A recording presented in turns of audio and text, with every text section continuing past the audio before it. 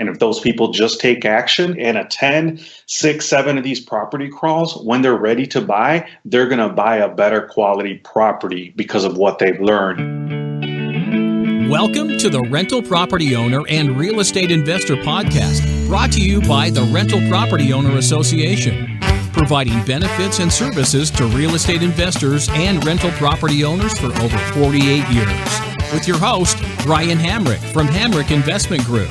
Hello and welcome to episode 65. If you're a fan of the HGTV, flip, and renovation type shows, you're going to love today's episode because my guests have figured out a unique way to share their experiences renovating rental property in Kalamazoo, Michigan. Every month, they host a very popular property crawl where they bring participants into homes that they're rehabbing and homes that need rehabbing in order to help people learn how to start this type of investing, the costs associated with it, and the connections they'll need to do it right. You know, having watched some of their episodes on Facebook, I can tell you these guys are better at it than what you'll find on HGTV. It's probably a much more realistic aspect because they get into costs of doing it, real costs, not just fictional costs that you find on TV. And I'm really looking forward to this conversation. So Jeremy Cole and Ramon Huerta, thanks so much for being on the show. Thanks for having us. Thank you for having us. Why don't you just start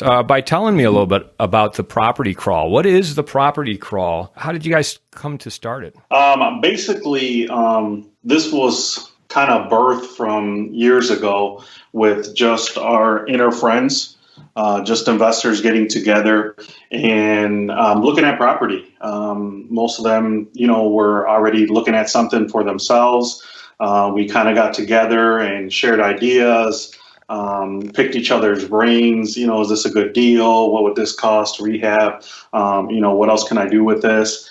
And one day I was just, I was kind of missing that aspect of it. I contacted Jeremy, and I know he was pretty busy with his rehab work. And I told him, I was like, hey, why don't we designate a day and we open it to the public, and we just start going through some properties and going through the process and get people excited about real estate. Yeah, what a great way to go. So you gave Jeremy a call, and Jeremy, what did you say? How'd that conversation go, and what did you say to Ramon? Well, I was excited about it because I always get those calls every time I post a picture of a property I'm rehabbing or just finished rehabbing. I get, my Facebook inbox just blows up. How do I do this? What do I need to do? Who do I need to talk to? And it's like, you know what? Ramon just actually gave the perfect idea to answer every one of your questions. So let's start a property crawl. You can actually sit right in front of us. You'll see the properties in the condition that I see them and that Ramon sees them, and we walk people right through the process. So the property crawl idea was just, to open it up to the public was amazing because I like to think that my ideas are best. When someone asks me, I'll give you my opinion. But the property crawl allows Ramon to come in and jump in and say, well, hey, this idea is another way to look at it. So, it was a great way to get people to, get over their fear of investing, to get some questions answered, and to actually get out there and look at houses. You always hear that cliche, look at 100 before you buy one of them. It's really not so cliche when you're a full-time real estate investor. You really should be looking at 100 properties before you decide on one or two of them in order to get a good grasp on your market. So I kind of see the Property Crawl as like if you were watching an HGTV show and you actually wanted to go there with the hosts and hang out with them and learn from them directly, that's pretty much what you guys are doing. Yes. Definitely. This is a relatively new idea that you guys came up with. When was the first one? And tell me how that went. I'll tackle that one, Ramon. Go ahead. So at the end of October, I want to say, sometime towards the end of October, the last Saturday maybe, we had our first one. I think we had 6 people, 6 people show up. And half of the group was part of the real estate investors that we had already known, that would come to the property crawls before they were, open to the public. So the first property crawl, end of October, we had 6 other investors, and we were literally just walking around doing what we always do. Hey, what do you guys think of this? How much is this kitchen going to cost you? What would you move any walls? What do you think resale value on this is going to be? That's basically how the property crawl flowed on the first one. And what kind of people show up to the property crawl? we literally get, I think, all walks. I mean, we've got people that have, a few dozen properties. We've got people that are looking for their first property. We've got, literally everyone in between. I mean, you may have a couple properties and you just don't know who to contact. We've got some people that love, like our historic district. If you want to buy a property down there, you have to know who Ferraro is, because you can't do certain things in historic neighborhoods. We have people that want to invest in that neighborhood but didn't know that information, so we share that information. We've got people that love college rentals. We have people that want to invest in multi-units. So Ramon is great at finding a facet of different properties. So he'll get a multi-unit, 4 or 5 unit. He'll get single family homes, and then we also walk through some of my projects. So we'll walk through one that I just purchased. We walked through one in October, and the property we walked in October, we again walked in, I think, December when it was finished. And so the people that came to that, through that property crawl got to see the property in the state that I purchased it in, which, there was a dead bird, I think a squirrel in there, and there was a dead bat. And then when they came in December, they saw a beautiful house, a beautiful home that a family could move into and just fall in love with. And that's what we want to show people, that, some of these ugly houses that you see around town can actually be saved. And we walk people through the exact steps on who they need to contact, what permits they need to pull, and some cost. Ramon, talk about what you bring to the equation. What is your part of the property crawl? Well, I'm the realtor. I'm basically looking at the properties, because that's more of like my passion is the thrill of the hunt. Is, going out there and searching for these properties. I don't do much of the rehab anymore. I learned early on that, I always had to pay somebody else to come and fix what I was trying to do. So I just kind of let that go. But basically, the access to the property, trying to get creative on, who are the people that are going to come, just by interaction. I'm always asking, what do you guys, what are you into? I'm on Bigger Pockets too. So there's constantly conversations on there of people just wanting to get in or kind of scared or, just finished the, Robert Kiyosaki book, and they're just really excited, but, they really don't know what their first step is. So I tell them, I was like, come out, hang out with us. A lot of them don't know what they really want to get into. So I tell them firsthand, this is what you're going to be looking at. This is what it's going to take. This is, are you going to do a full, rehab, or are you just, do you need to just find something that you're just going to paint and do a little bit of cosmetic things? Are you, everybody wants to flip, but are you ready to flip? So a lot of those answers questions get answered at the property crawl. And what is the price point? Like, if someone comes on your property crawl, are you showing them homes that are somewhat affordable that they can buy into and rehab, and then make a profit if they decide to buy and hold and rent them out? Yes, I usually when I find it, I try to run comps and just to see what where it's at, where did they price it, if it's going to be a flip, is there enough of a cushion there? Obviously, that's going to be different for everybody else. For everybody, some are just fine with making 10,000. Some need 30,000. So I try to find obviously what the market is giving me too, and things are moving fast. So I'm literally just looking. I start off with a list a week before, and now I go 20 because I know by Thursday I'm down to 6. And then by Saturday morning, I might get those 4. I'll have some that are under contract. Properties that you can look at on the crawl? Correct. So you, at the beginning of the week, when you're trying to figure out what homes to go to, there might be 20 available. But by the end of the week, you're saying that 3/4 of them are probably going to be off the market by that point? Correct. Or once I run the numbers, you realize that it's probably not the numbers don't make sense. Also, too, I'm specifically looking for to bring in a multi-unit, or sometimes, multi-units are very scarce right now. So that's one of my most difficult ones, is try to get those multi-units in there. So I just don't want to show up with just 4 houses just because. I want to try to cater to everybody that might show up. So you're kind of pre-screening and pre-filtering the houses or the multis that you're showing based on whether or not you think they might be a good fit for an investor? Correct. And Jeremy, Ramon touched on this, but like get specific with numbers on me. What are these houses typically selling for, and what kind of rehab costs would someone expect to put into them on average? So one of the ones that we walked, I'll give you the one on that we first walked in October. That property I bought for $5,000, and I made it available to anyone at that property crawl. So wait, stop right there. Yep. You bought a home in Kalamazoo for $5,000. Oh yeah, it wasn't pretty. I mean, this was the one with the dead animals inside. Okay. Yes. So it came with the animals. That was part of the purchase. It came with the animals. That's right. It came with a couple of holes in the roof, et cetera, et cetera. So I basically said, okay, anyone at this property crawl that wants to buy this house, I'll sell it to you for $9,000. So anything on the MLS right now, if you were to pull up any property in Kalamazoo County, the lowest price property I think is $18,000.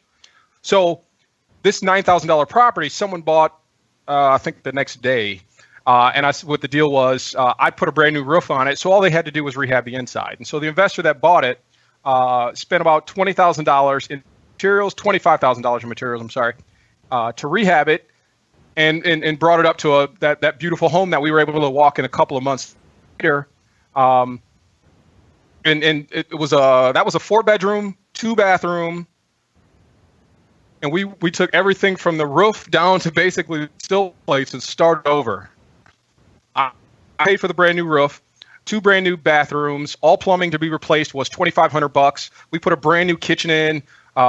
We stripped everything down to the stud. So you were literally standing at the front of the house. You open the door and you can see back, through the back of the house. And this wasn't an open concept home. So at that point, we strip it down. We put all brand new electrical, all brand new plumbing. The heat ducts were actually pretty solid. We did replace the furnace in the home. And all-in cost was about $25,000 in materials.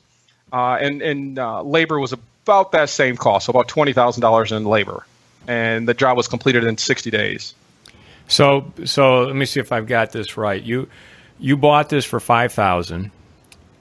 You found through your property crawl, you found someone who bought it from you for $9,000, and then between labor and materials to bring it up to like a nice new, completely rehabbed home, that was an additional $45,000. Correct. Okay, and what would that typically rent for? That home is actually, I think, already rented for $1,150 a month.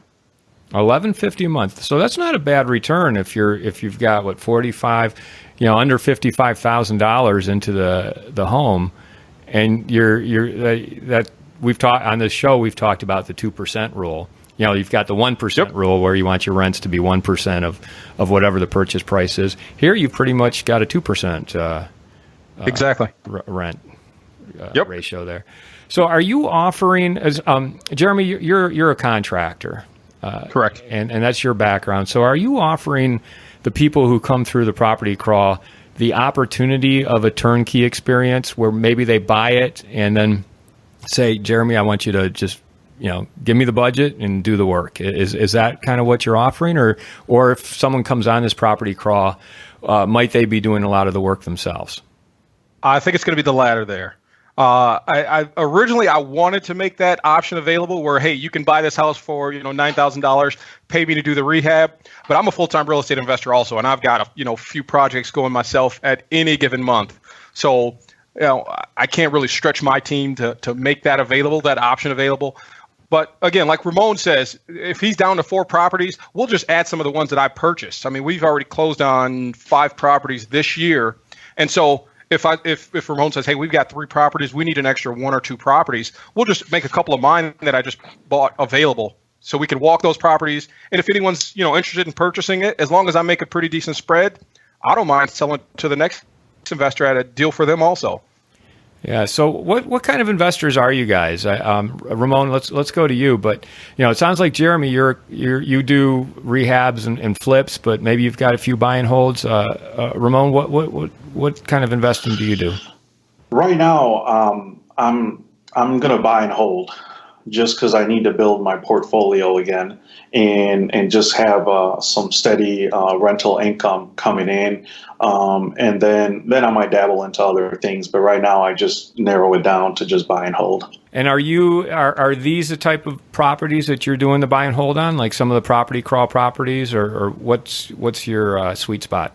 Yes, I mean I'm pretty much open to everything. I mean I'm looking at everything.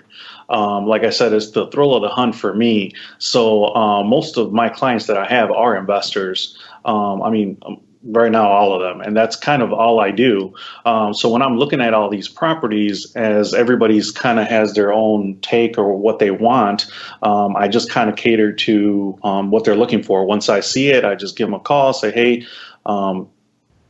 I just saw what you might be interested in. So I do the same thing with the Property Krawl. It's like just from the feedback that I get from my clients or people that I network with, and you know, and just listening to them, and that's what kind of helps me go through all these properties and dwindle them down to, you know, a few, 5 or 6 of them. Mm-hmm. So you're choosing some of the properties for yourself, and then you're also sharing the others with investors who might want to be picking some up. Correct. Mm-hmm. And Jeremy, did I have that right? You're kind of a fix and flipper, rehabber, but do you hold any of the properties for I do long-term? Yeah. So I do 50-50. I like the long-term holds because that means that I never have to go to work for someone else. And then I like the flips just because it gives you opportunity to do whatever you want to do type of situation. So, you know, if a property comes along and I think I can, you know, so let me back up a bit. My rental, in order for me to buy a rental property, it's extremely tight. So I have to get the purchase price and renovation cost back in 2 years from the rents. And so these $5,000 deals that, like I just shared with you on the Phelps property, those properties I find all day long. I like the old nasty house that no one else wants. The county wants to demolish it. I like those properties because I can go in. I'm a licensed contractor. I can pull all the permits, and we can fix everything at my cost. So whereas someone else may have to hire that out, I can buy that $5,000 property, put $20,000 into it, or $25,000 into it, and only be in for $30,000 in a $60,000 house. That makes sense for me. Whereas, you know, if someone else were paying for that cost, that labor cost, it wouldn't make sense in there because they'd be in $55,000, $50,000 on a $60,000 house. So me personally, I like to buy the ugly ones just because I know that the spread is there because it's only going to be at my cost. So you had an interesting equation there. You want to get in rent all your money back in 2 years. So whatever you have in between acquisition and improvements, you want to pay for that in 2 years. So is that right. a true paying for it, or is that just a formula? Because I'm wondering, you know, when you get your rent, you also have to pay property tax, you have to pay insurance and whatnot. Yep. So are you factoring that in as well? So no, and it's basically renovation cost, material cost. Basically material costs, because I don't add my labor in there, and purchase price. So if I buy the property for $5,000 and I put $10,000 into it, that property has to rent for about $750 a month. So you're taking about $700 for me to get. So it's basically you want to pay yourself in the equivalent of what your rent income is, not your gross, not your net income, but just your gross income. You want to pay yourself back within 2 years. Correct. From that. Correct. Okay. Yeah. And what's with some of the rundown houses, you know, it's a lot easier than you may think. I mean, you know, I don't look at cap rates really. I don't look at anything else. If it's a rental property, it's a 2 year window. And I know some people are going to, you know, hear that and think, well, that's just not possible. But I've been doing it for a while, and I've hit those numbers on almost every single rental that I've done. Flips are a different story. You know, as long as I can make $25,000 on a flip, if it takes 1 or 2 months, I'm okay doing that flip. Yeah, well, yeah, I mean, it's certainly possible in Kalamazoo where you are. It used to be possible in Grand Rapids, although I don't think you're going to find houses for $5,000 to $10,000 anymore. I've talked to a lot of Muskegon investors, and they're finding similar situations. Ramon, tell me a little bit about Kalamazoo. Tell our listeners a little bit about Kalamazoo. And keep in mind, we have listeners from all over the country and all over the world. So give us the macro and micro perspective. Well, I mean, Kalamazoo is just. I'm newer to Kalamazoo. I think Jeremy would probably give you a better idea because he's been there all his life. But to me, it's right in between where you have everything you basically need in a sense of entertaining. It's, you have tons of breweries downtown. I mean, Kalamazoo's constantly growing, but there is still so much room for growth and for redevelopment. There's so much room for somebody to come down here with some creativity and to really shake things up. I feel like when I go outside of Kalamazoo, especially even to Grand Rapids, things are so much quicker up there. It seems like they've caught on to newer things and constantly growing. And I tend to see Kalamazoo as a little bit slower and maybe a little bit hesitant to jump into some new trends or things that are happening. But it's coming along. But with that said, too, I mean, it opens up a door to a lot of opportunity for those people that think outside the box. And Jeremy, what do you see? You've lived there all your life, so yeah. So what have you seen? Since you were young, well, since you're still young, but what have you seen throughout the years that has been changing, and what do you see that needs to change? Well, so our city likes to expand downtown. And downtown has their own guidelines for redevelopment. So some of the guidelines are like you can't put vinyl siding on the side of buildings.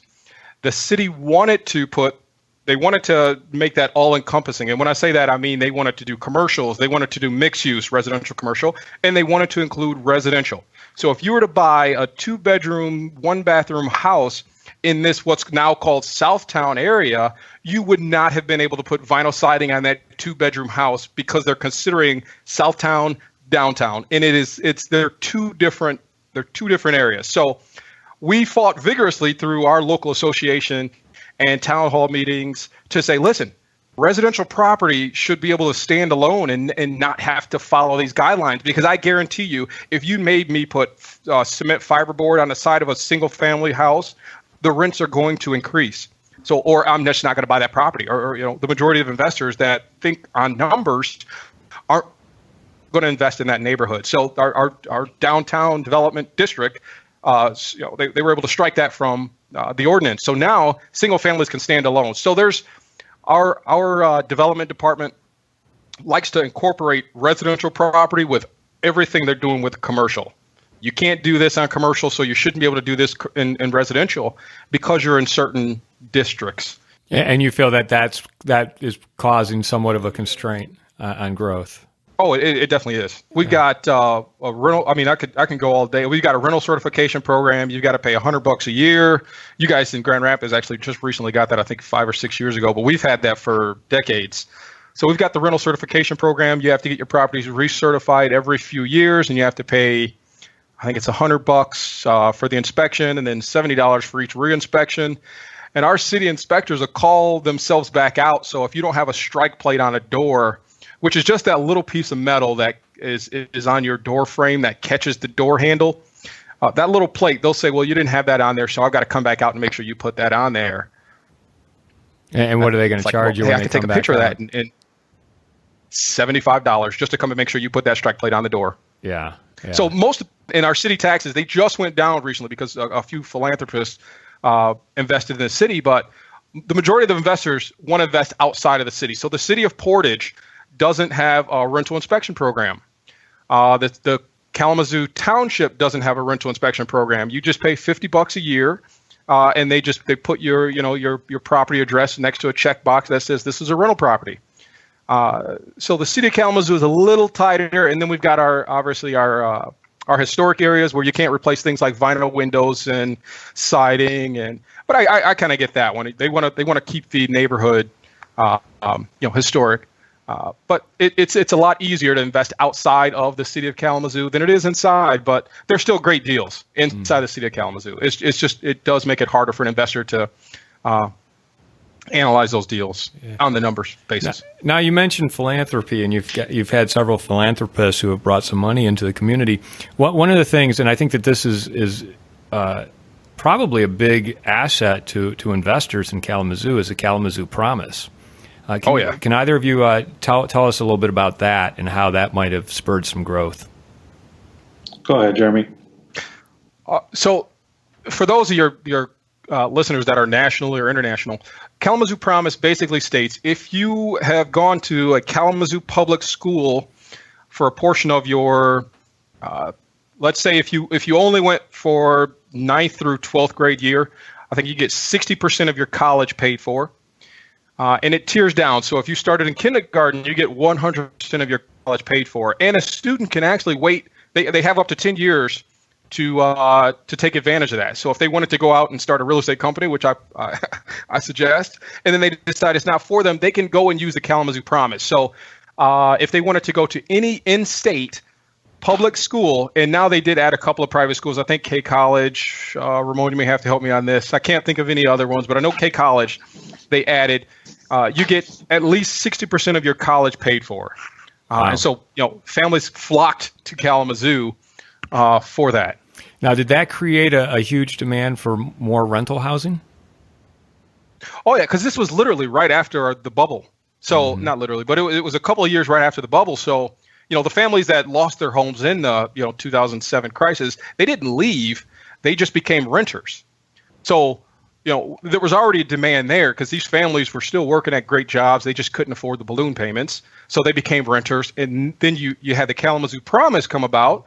And now people from different townships and different school districts said, well, hey, my kid's in 8th grade. If he goes through, 9th through 12th, we get 60% of our college bill paid for. Let's do that. And so instead of buying for 4 years, they became renters also. So, our rental demand isn't as tight as yours in Grand Rapids, but it's pretty tight here in Kalamazoo. Yeah, I think that's a fantastic boom for the community. What a great way to be a philanthropist and be able to do something like that for the community. Oh, it was amazing. It was amazing. And by the way, it's a mysterious philanthropist, right? Nobody really knows who it is. No one knows who that one is. Yeah. No, they stayed anonymous. All right. Well, let's get back to the Property Krawls because I think that this is such a unique way to share your experiences, what you're doing, and educate people and inform people and basically help people avoid making mistakes. So tell me about the type of person who comes on the Property Krawl and whether or not, or actually what kind of success stories you may have had with some of the people who have purchased properties during the Krawl. We've had a few. A lot of what we try to attract is kind of new investors. And I think for them it's just the eye opening of sometimes rehab can be, if they're like me in a sense of like, I don't swing a hammer. I have some general knowledge, but I'm constantly sending Jeremy pictures to be like, hey, what does this look like? It's like, hey man, that's upside down. Oh, okay. Let me go ahead and turn that around. Some of that things, those are the things of fears that strike fear into you. So you could be all motivated and say, hey, you know what? I'm getting into real estate. I went to this seminar, went to this workshop, I read this book. And then you maybe look at the first property and, you're thinking, you want that deal, that $5,000 deal, when you walk through it and it just becomes overwhelming and say, I could never do this. It might take me 100,000 if I, hire all this out. So it's just going through that and allowing them to see that bigger picture. And with some of the projects that Jeremy has going on, they see it. They see it in the studs. They see what an animal in your living room looks like, And it was funny because that first one, we had some people that were like, I'm not walking in there. It was just like, I'm not walking in there. Like, why are you bringing me here? But it's like, we want to show you that it is possible. We want you to see this ugly thing and see it how Jeremy said, how we see it, because there is potential there. But you gotta kind of look past what the exterior is and look in the inside, and and then you bounce ideas with other investors. Now we have a property manager that joins us too, so now he brings his expertise and says, okay, yeah, I can, I'm renting, these houses at, $1,000, $750. So then we have that experience. We have other investors, that, seasoned investors. And a perfect example, we walked through one house that was listed as a 1-bedroom. Mm-hmm. So we walk in and we're like, man, I think it was 1,000 square feet or something like that. And it's like, no, they just took this wall out and they just wanted this open space concept. But, you put this wall back up and now, then you fix the upstairs. Now you have a 3-bedroom, which is huge. If somebody's just looking in the MLS they would have never saw that 1-bedroom until they actually took time to go through it and see why is this, 1,000 square foot house only a 1-bedroom? Like, what's going on? So those are the kind of things, and a lot of these properties, this is the first time we're all walking through them. Like I said, I look at the numbers, I look at the area, I look at the comps, but they're, we're seeing the same thing they're seeing as we walk through, and right off the top, we're looking at, okay, what would you do here? How much is this going to cost? Why would you want to spend money on that? Why don't we spend money on this and maybe fix that later? Or, so, I mean, it just evolves. And the more people are there, the more ideas are bounced around. Somebody could show up with a different, skill set too, an architect or something, hobbyists that look at certain things and they bring it up. And I've been doing it for a long time, but every time we do one of these, I learn something new. Somebody has an idea, somebody, teaches me something and bring up something or ask a question and makes me think about, hey, yeah, that's totally right. Why doesn't this, or why can't we do that? So, I mean, it's all the way around. It's a learning experience for everybody. It's like iron sharpening iron. I mean, it just gets better and better. And do you find that the people who attend the Property Crawl end up making offers on some of the properties? Some do. Some aren't there yet. Some, got to get their financing in order, which is still fine, because like I said, I want them to be motivated. I want them to continue to do and not be discouraged because they don't have their team set yet, and that's what happens a lot of times is, they make that decision that they want to invest, but then they take 6 months to try to figure out a team or try to figure out a name of what they're going to call their company, figure out how am I going to get a website going and spend all this money and they get to see one property, and then they spend all this time, all this money. And then the property they look at 3 properties and they buy one of them. And then they buy the wrong one, and then they get discouraged and say, you know what, real estate's a joke. It's just, it doesn't work. It only works for those people that are lucky or somebody else. And it's really not. It's just you just did not have enough exposure to it. So that's kind of like my goal. I want to share that. When I first started, I just went all in. I drank the Kool-Aid. I went to a seminar and they told me do this and this and this and you can do it. And I was like, okay. And I literally naive enough. I just did it.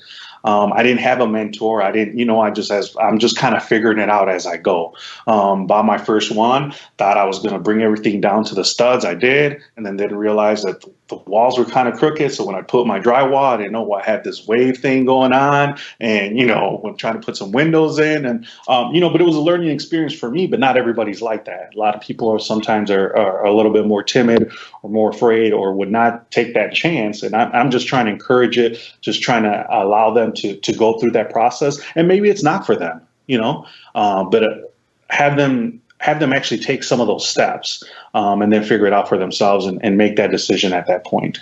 Well, it seems like being given the opportunity to follow the two of you around and look at these types of properties should really kind of help them to, determine right off the bat, hey, is this something for me or not? I mean, if I'm afraid to walk into a house that has a dead bat in the kitchen, maybe I'm not cut out for rehabs. Correct. Yes. What do you feel that there's any sort of counseling or therapy that you guys are providing during these tours? That's what a property crawl is. We all learn. It is counseling, and it like Ramon really said it's kind of getting over the fear. So when they come to a property crawl, they've got a real estate investor realtor That there's a big difference between, your cousin or your friend that's a realtor and an investor realtor. I mean, an investor realtor like Ramon is going to look at the numbers, make decisions on numbers, not on emotions. We've got a builder here that's also an investor. I look at all the numbers and the numbers alone. Some people I say I only buy properties based on the numbers, not the neighborhoods. Unless the neighborhood is vacant, barren, no one's living there, I'll invest there because the neighbor may not want to live in that property. Once they see mine all fixed up, they may move there. Last property call, we had a plumber at the property. And so he called out a couple of things in one of my rentals and just said, oh yeah, you got to fix this, or you need a combination TY where I only had, a different type of fitting. And, everyone there heard that. Okay, so this is why you cannot have just 290s here. They clog up faster than a sweeping Y. So if you're trying to do your own plumbing because it's a repair and your tenant calls, not to install just a 90 in that portion of the plumbing. We've got Aaron, who's a property manager there, who can say this neighborhood usually rents between 900 and 1,000 or whatever the numbers may be. And in Kalamazoo, the rent numbers aren't that different based on based on neighborhoods, but the purchase prices are. So that $5,000 property that we discussed is in what's called the east side of Kalamazoo. You're not going to find that property on the west side of Kalamazoo. But that same $5,000 property now rents for $1,150. Is a 4.2 on the west side of Kalamazoo. That same $5,000 property is probably going to cost you $50,000 and may rent for $1,250. So that's another thing is people think, okay, it's a better neighborhood, whatever that means. So we're going to get more rent, right? No, that's not necessarily true. And here's why. These are exact situations. This property manager is going to break it down to you and show you, you may get an extra $100 or $200 per month, but unless your only goal is appreciation, you shouldn't only look at this neighborhood. So counseling, advising, that's what a property call is. Yeah, and it seems like in Kalamazoo, your return on investment is much better if you're buying on the east side rather than the west side. So less money in, your cash flow might be a little bit lower, but your return on the money you have into the deal is going to be a lot higher. Exactly. Yeah. So Ramon, I'm like you. I don't swing a hammer. I would never do any of this work myself. But if I showed up at the Property Krawl and I was looking to buy and put a team together to help me see this through, would I find all the right people for my team on your Krawl?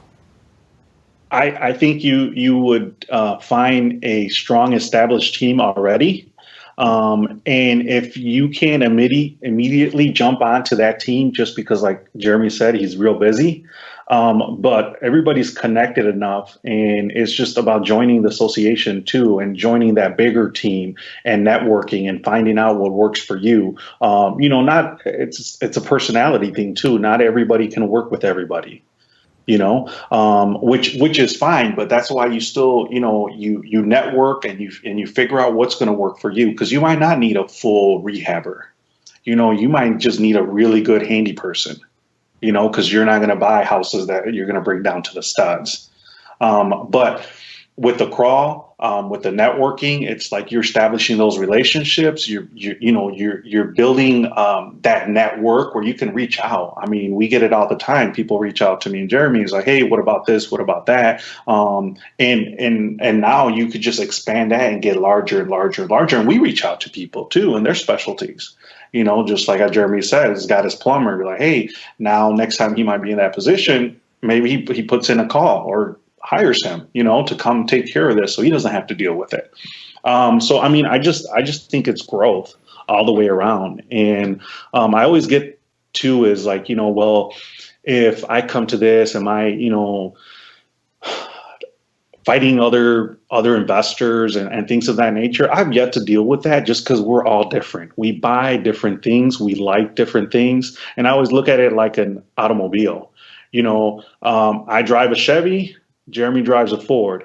No matter what he says or I say, we're probably always going to drive our vehicles just because we like it. There might be a great Mercedes-Benz out there that does, drives by itself. But to us, it's like, no, this is what we like for our own particular reasons. And is that what we're going to stick with? And the investors are the same way. Once they get what they like, they just perfect it and just stick with it. And there's nothing wrong with that. And then after these property crawls, you guys go out for drinks? Yep. Yeah. So yeah, sometimes that's where networking get done, and the best networking happens. So. And we always, it becomes a long day. It really does. There's been weekends where me and Jeremy our night might end around 10 o'clock, 11 o'clock. Mind you, we have people coming from Detroit. We have people coming from Chicago sometimes, Flint area. Yep. So we just leave that day open. After the crawl, usually might end around 12, 1 o'clock. And then we usually will meet somewhere else, have lunch, and just continue to talk about real estate and continue to wheel and deal and just collaborate and make things happen. So it's a lot of work and a lot of time commitment on your parts. Jeremy, I'll start with you. Why do you do this? Why are you doing these property crawls? Well, first and foremost, it's to help other investors that were scared. I had a mentor when I was 19 years old that made me promise when my turn to give back came around that I would. And this is part of that. And the second piece is that this isn't anything that we aren't already doing. We do property crawls, except it's just real estate investors that have, a few properties or numerous properties, and we go around and just shoot ideas back and forth. The only difference is the majority of the people on the property crawl are a little newer, so we're sharing our advice with them. So, you're never going to, if Ramon calls me today and says, hey, I've got 3 properties I want to go look at, well, today's a property crawl day for me. For me and Ramon, that's just we enjoy looking at houses. I enjoy looking at them. I enjoy walking through them. We enjoy discussing them. It's not just the property crawl. It's a passion for us, and we love looking at houses. So it's nothing out of the ordinary for us to say, let's just make a Saturday available to go look at houses. And we've been doing this for years. And Ramon, what about you? You're putting a lot of work into this as well. Why are you doing it? It goes back to what Jeremy just said too. Is to me mainly is really the love of real estate. Some people use it as a vehicle, and it's a great vehicle. But I finally kind of met somebody else who's as passionate as I am, and at a drop of a hat, if I'm able, and somebody calls and said, "Hey, let's go look at this," we did it all the time. And now it's just like you said, it's just opened up to newer people, but it's just something that we do. We really, really love the process, and we're passionate about it. We want others to grow with us, to have those opportunities that we're starting to receive, and places that we're instabilities that we're building. And there's no other reason. There's nothing really to me personally. There's nothing really special about me. There's no reason why somebody else can't come if they really, really want it, that they can't do what I've done. Yep. I don't believe that. It's just I'm doing it. I'm just taking action. And if those people just take action, whether it takes them, a year to buy their first property, but I'll guarantee that if they stick with it and attend 6, 7 of these property crawls, when they're ready to buy, they're going to buy a better quality property because of what they've learned and what they've gained just from the group. Not from me. I don't want to make it sound like it's me that I'm providing all this, but just from the environment that you're in, and you're constantly thinking about it. You're constantly analyzing things. And if you're in that environment, you grow, and you can't help it but to grow. You can't help it but to think it. You can't help it but to actually do it. And that's the environment we try to create, because that's the environment we're in. Me and Jeremy, we're I think that's what we talk about. I think somebody else just the other day asked me, was like, well, who do you hang out with and what do you do? And I'm like, it's real estate. I hang out with Jeremy and we talk about real estate. And, and life and personal stuff, but a lot of it is just real estate, and it's all intertwined, and it's all great for us.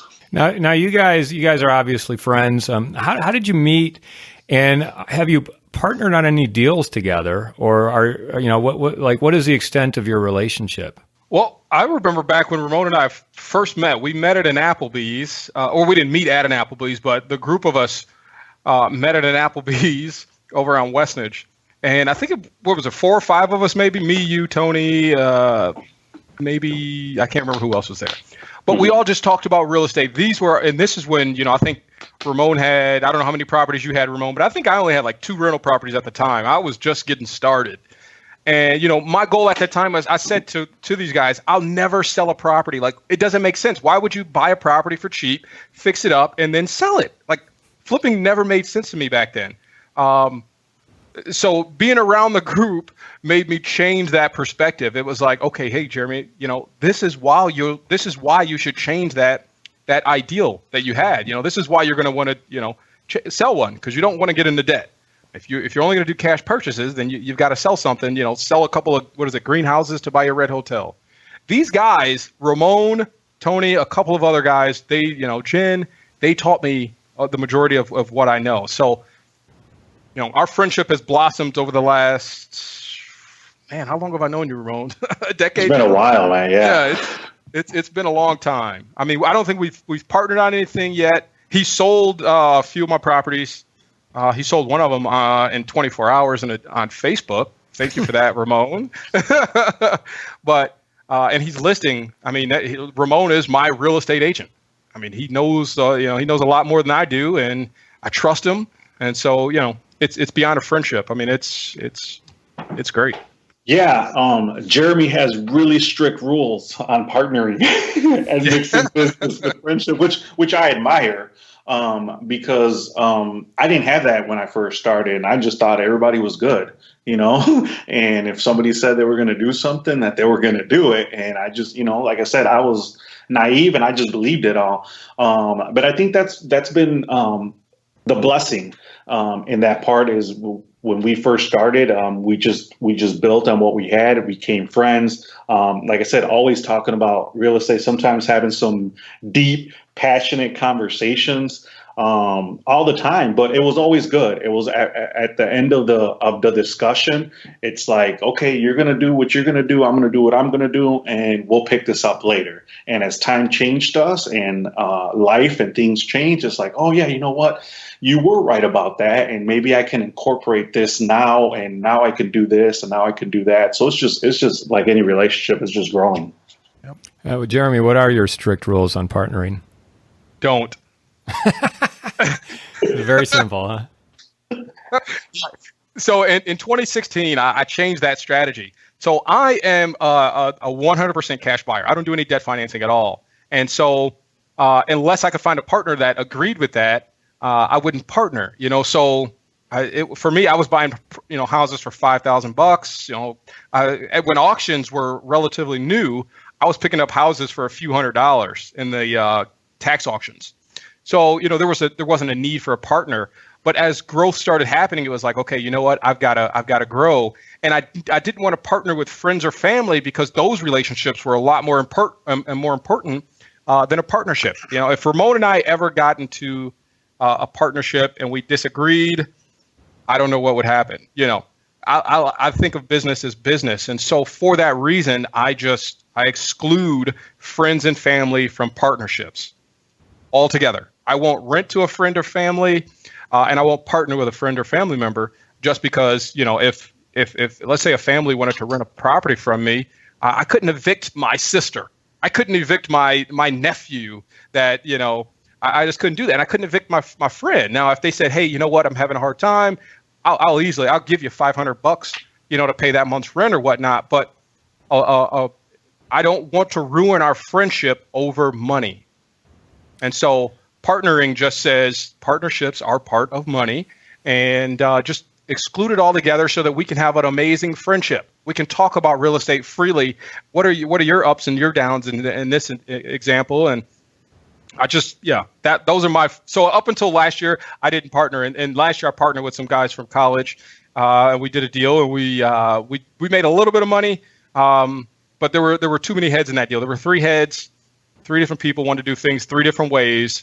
When you're doing things, when it's just one person, I can make the decision. I can do all the negotiating. If the furnace guy comes in, I only use one furnace guy now, so I don't really negotiate anymore with him.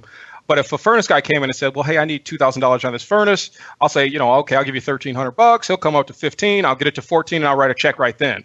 If the other guy's writing the check, my partner, I've got to say, okay, let me get an okay with him. By the time I get the okay, the furnace guy may say, you know what, I've actually got to be to 16, and that's just it's not prudent on a financial end to be able to do that. So I never like to partner because I like to be the one that says, okay, you know what, I can get the best deal negotiating and writing a check once we shake on it. Here's your check. Okay, get that furnace done. With my plumber Tom, okay, I don't pay on hours. I don't pay hourly because my plumber likes to talk to me a lot while he's there working. So I just say, okay, hey, Tom, give me one price on re-plumbing this whole house. You estimate whatever hours you need to be. If the number's okay, then we'll move forward.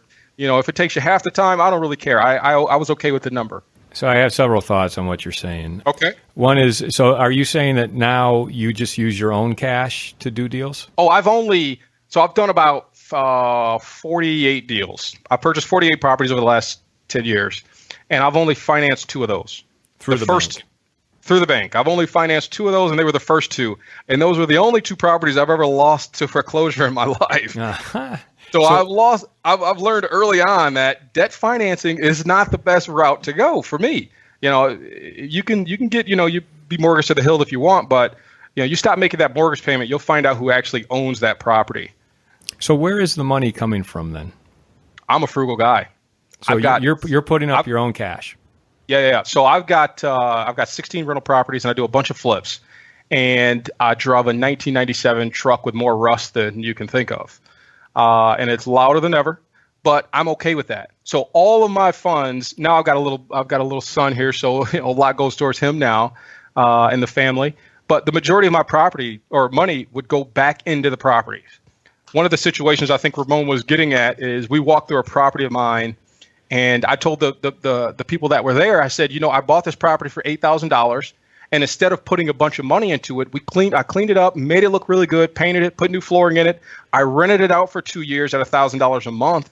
After that 2-year period, I took the funds from that property and reinvested it into that house and made it a lot nicer, and then re-rented it for a higher rent amount. And so that's what I still do. I mean, I'll buy a property. I'll replace all the plumbing, the mechanicals, et cetera. But, if the money isn't there to make that property, flip quality, I'll rent it out for a year, get the income from it, and then go back and invest in it. People think they've got to buy the property and just gut it and make it, the Taj Mahal. Well, no, give people a decent home to live in, and then let your investment pay for itself. So my question to you, let me jump in with a question. Are you missing out on any deals because you don't have the funds to take them down? No. So again, that's what I didn't get to yet. I apologize for that. In 2016, I did my first partnership. In end of 2016, the person that bought that $5,000 house from me then became a partner with me. And so he said, you know what, Jeremy, I'll be an equity partner. And we came up with a reasonable split, and he said, I'll fund the deals. You handle all of the construction end and the management end, et cetera, et cetera. And we're only doing flip deals because a rental partnership is like a family or friend partnership. It's a long-term thing. So we both agreed, okay, hey, you put the funds up. We'll make this property beautiful. We'll flip it. We'll both make a lot of money, and then we'll get out of it. And we'll continue to do this and do this and do this over and over. So am I missing out on deals? I don't think so. So if you come across something, you've got an equity partner who can help you with the funds. Exactly. Okay, that's good. So my one thought that I have is when you do bring in partners, and I have a number of different partners in a number of different deals, you can only have one person making the decisions. You can't let other people. You have to have silent partners, in other words. Correct. Because otherwise you're going to have too many disagreements, and it's going to waste too much time trying to get everyone to agree.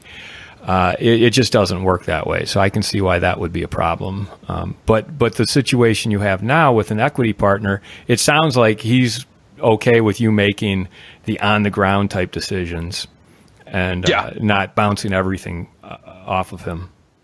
Yeah, so he basically hasn't. So we just closed on 2 properties. We actually have a closing at 3:00 today. He has looked at I think maybe 2 of the deals, He walked 2 of the houses with me, and the rest of the deals he wrote the check for, because he's seen what I can do. He's seen that he trusts me. Obviously, I base the decision on numbers alone, and so he says, you know what? I'm not going to say anything. Here's the check. We fund the account. We created an LLC, and that's where his involvement kind of ends. He's there to fund it. He's there to collect his percentage of the check, and he doesn't say, well, I want to see a storm door put on here, or I want to see French doors, or let's do this. No. He says, you know what, Jeremy, I trust you enough to say that you know what you're doing on that end of it, and I'll just write the check, and I'll collect a percentage of the profits. And I agree with that. He agrees with that. It's a great partnership. Nice. Ramon, what about you? What's your history? I mean, how many properties have you done in the past, and what's your cash and acquisition situation? I've been involved in probably about 17 transactions. And to me, I've always used finance. I've been, how can I say, I was all right with partnering, but I've always knew that it just had to be the right partnership, in a sense, like everybody had to understand their role. And even in the beginning when I met Jeremy, I'm just glad that it's played out, thanks to him. Because if he would have told me, a couple of years into it, say, hey, you want to do this, I'd have been all in, because I trust him. But even now, we've grown in our friendship, and it's just grown into, I do see us doing some deals, but it's going to be the right one, structured the right way that we're both comfortable of doing. And for me now, like I said, it's just getting, I still finance, right now, my current home, half of it, is in studs, because I'm doing a rehab project. I bought a HUD home, as a owner occupant. And actually my last 4 houses that I bought have been HUD homes coming into as owner occupied, and I've lived in them. I've done some updates throughout the time, and then just resold them. Nice strategy. Yes, it works good for me. I mean, I'm just in a different position now where I am fine with having half of my house in studs. It doesn't bother me. I've got some areas that don't have flooring, and I'm just taking advantage of that I can do that, because I can go ahead and probably I'm 40,000 into it in a 135,000 neighborhood, and I'll probably put another 20 into it, and then we'll figure out what happens in a year from now. Mm-hmm. And changing the subject here a little bit, you guys talked about networks, and you mentioned that you're part of some associations. What associations are you a part of, and what's your role in those? So, Ramon, you want me to take that one, or you want to get it? Go ahead. Okay, so Rental Property Owners Association, we are I guess your underling. The Kalamazoo Area Rental Housing Association. Ramon and I have been on the board for, I don't know, I've joined maybe 8 years ago, Ramon 7 years ago, because I think you were with the Investors Education Network for a little while. Yep. So CARA is the local landlord association with roughly 100 members. And we contact Clay Powell, and we get basically the benefits of our POA at a discounted rate, because our membership, we pay a monthly fee to be under our POA to get the contracts, the lease agreements, the inventory checklists, etc. And that's basically the main association that we're referring to when we say we're part of the local association. We actually just changed the name to Kalamazoo RIA. A lot of people know the term RIA. So we changed the name to Kalamazoo RIA. Ramon's been on the board, like I said, for 8 years. I was the president for 2 years. That was now 2 years ago. And this is my first year off the board. So, did you term out? No, well, I just got a little too busy. I couldn't do it anymore. We figure we give them a year of a break and then we'll bring it back. Reel them back in. Yeah, reel them back in. What kind of schedule or activities does the Kalamazoo RIA have that people who live in Kalamazoo might want to tap into? Ramon? Yeah, we meet once a month, and just our general meeting is every fourth Tuesday. And then we try to do like quarterly networking events at different locations. And I mean, even just from that organization too, a lot of things have kind of sprung out and just organically, and other people have created smaller groups, and which what me and Jeremy do is we network a lot. We're as busy as we are always somewhere. Yeah. Talking about real estate. So you're always whether it's just three of us, it's me and Jeremy and somebody It's a real estate conversation no matter what. Where does RIA meet? At the Theo and Stacy's on Portage Road, by the airport. Say that again, where? Theo and Stacy's. Theo and Stacy's. Yep, on Portage Road. Okay. By the airport. And then, of course, you've added the Property Crawl, too. So that's another great networking opportunity for investors in Kalamazoo. Yes. Yeah. The Property Crawl we meet. Ramon sets a schedule, so you're really going to want to join that Property Crawl Facebook page because we try to make it the 18th to the 20th or 22nd, somewhere in between that third Saturday of the month, as long as weather permits. But we put it on our Facebook page as soon as we know that date is going to work. I think our next one is April 22nd, Ramon? I believe so. April 22nd. And we meet right at that Theo and Stacy's also. So we meet there at 8 a.m. for breakfast, and we try to get out of there just before 9 o'clock, try to get to the first property at 9. And we spend, between 8 a.m. to noon just talking real estate, looking at different houses, laughing. I mean, it's not just talking about real estate. It's fun. It's a blast. Although talking about real estate is a blast in itself. But 8 o'clock on the April 22nd is our next one. You're going to want to join that Facebook group to get the May and every subsequent. And spell it out for us again. How does someone find this Facebook group? So it's Property, Property, Crawl. That's with a K, Krawl. And just type that in, and it'll take you to the page, huh? It'll take you right to the Facebook page. Yeah, and I would highly recommend checking this page out because you've got a lot of great photos and videos on there. You have a very high production value, kind of like 15-minute show that I think is as good as anything you'd see on HGTV, probably even better, of you guys just kind of looking at some of these properties and talking about what someone might expect if they were to try to rehab. And that's thanks to Stanley too with his production company and the collaborations that we've had. I mean, it's just been great. Yep. Yeah, I'd rather watch your show than the stuff I have to watch with my wife on HGTV. So let's hope someone listening to this is in a position where they can say, "Hey, let's hire these guys to host a real show." With real houses and real problems and talking about real money because that's what you guys do.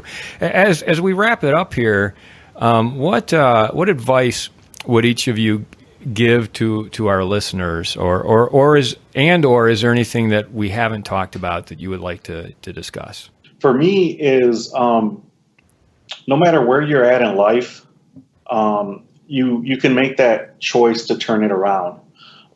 This is my second time around with starting from nothing and building it up again. And I'm almost 40. And for a while, it was discouraging in a sense of, when I lost everything, it was just like, wow, I worked so hard to get to this place. And then all of a sudden you just, you just fall on your face and next thing you know, you have nothing. But it doesn't matter at what age, if you make that conscious decision that you're going to do something about it. And the biggest thing, and that's my biggest push now, is just taking action. taking action, whatever it is, just changing one thing, whether it's, attending a meetups group, just talking to somebody else who's involved in real estate, continuing to read another book, getting out, looking at stuff, is just continuous action, because those first steps, those small steps, might not mean a whole lot when you first start, but once you get going, you get going. Once you get plugged in, you get the right people around you, next thing you know is like just things are happening. Like I said, this Property Krawl, we've been doing it for years, but once we linked up and once, we were determined that this is what we wanted to do, it just started the snowball effect, and it's just going and going and going. Jeremy, what about you?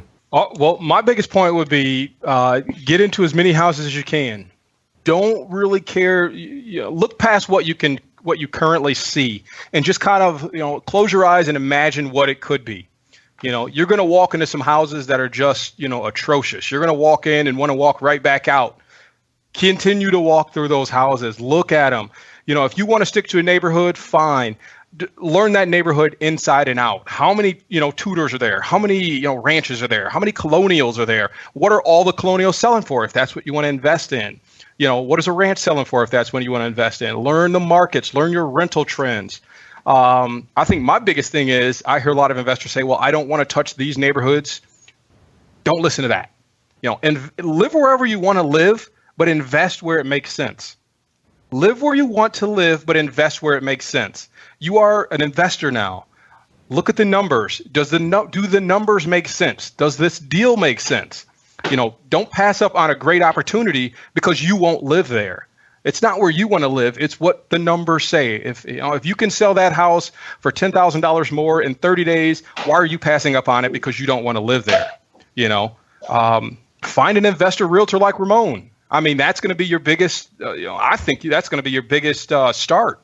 The opportunity to find someone that can actually talk numbers and talk investing strategy with you is great. Ramon's going to give it, a realtor like Ramon is going to give it to you real. They're going to tell you the numbers. They're not going to say, well, the backyard's beautiful and the fresh paint.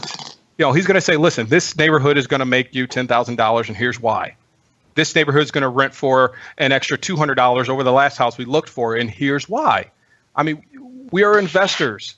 I guess it all comes back to, live where you want, but invest where it makes sense. If I can drum home one point, that's it. The Facebook site is Property Krawl, and that's Krawl. Is there any other way to get a hold of you guys, or is that the best way to do so? I'm really on a lot of the social media. It could be email me. I'm on Bigger Pockets also. But anything with my name on it, you're probably going to pull something up and get a hold of me. And it's Ramon Huerta, Huerta? Yes. My email is ramonhuerta@me.com, me.com. Great. Well, great. So, guys, I love what you're doing. I think it's what you're doing is you're providing a great opportunity. And by the way, it's free. You don't charge for these Property Krawls. It's absolutely free. Yeah. For a beginning investor or even someone who's doing it, to be able to join you for a half a day to go from property to property and see, in person what's going on and what you're doing and find some opportunities and network. I can't think of a better way to get into real estate investing or just enjoy being a real estate investor. So kudos to you guys for doing this and providing this opportunity. Keep it up and great job. Thanks so much for being on the show. Thank you. Glad to be here. Thank you, Brian. Appreciate it. You've been listening to the Rental Property Owner and Real Estate Investor Podcast, brought to you by the Rental Property Owner Association. You can find out more at rpoaonline.org. If you enjoyed this podcast, please go to iTunes to subscribe, rate, and review.